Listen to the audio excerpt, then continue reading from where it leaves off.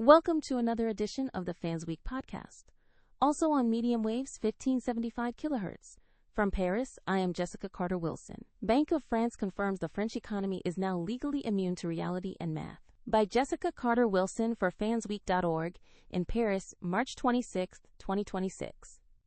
François Villeroy de Gaulle, the governor of the Bank of France, appeared on national television this week to perform the economic equivalent of telling a man whose house is underwater that his basement has never been more hydrated. Amidst a spiraling conflict in the Middle East and oil prices that are currently attempting to colonize the stratosphere, the governor assured the public that there is absolutely no recession. In fact, things are going so well that the bank has downgraded growth from a robust 1% to a triumphant, gritty 0.9%. It is the kind of haircut that leaves you bald but allows the barber to insist he has simply aerodynamicized your skull, the statistical majesty of losing almost nothing. The brilliance of the governor's logic lies in the decimal point. By shifting the growth forecast from 1% down to 0.9%, the Bank of France has effectively declared that missing your target is actually a form of hitting a smaller, more exclusive target. It is a philosophy of resilience that suggests if you fall off a 50-story building but manage to snag your sweater on a nail at the 49th floor, you aren't falling. You are participating in a gravity-based urban exploration. According to the bank, this 0.1% loss is not a sign of trouble, but a moderately negative embrace of a new, more humble prosperity.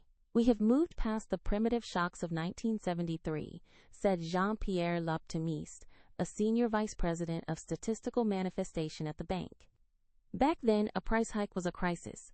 Today, it is a lifestyle choice. By ensuring our growth stays at 0.9%, we are signaling to the markets that France is capable of maintaining a straight face even as the gas pump starts asking for a kidney as a down payment.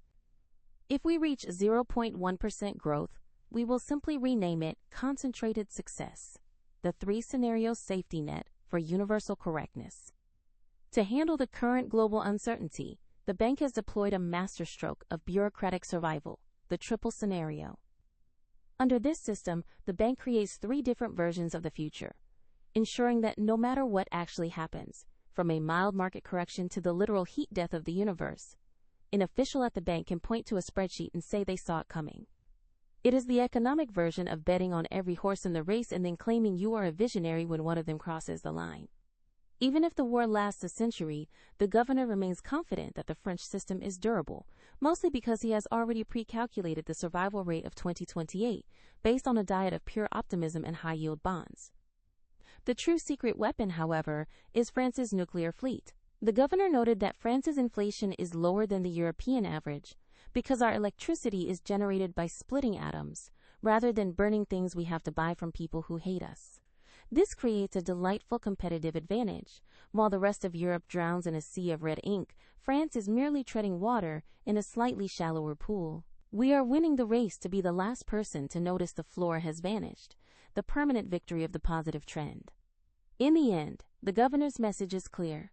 If you feel like you are getting poorer, you are simply failing to understand the macroeconomic stability of your own decline. Inflation at 1.7% is not an increase in costs. It is a 1.7% increase in the intensity of your relationship with your grocery store.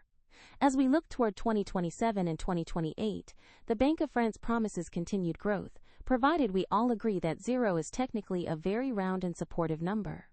As long as the spreadsheets show a positive integer, the war, the oil, and the reality of the empty wallet are merely external noise in a very quiet, very expensive room.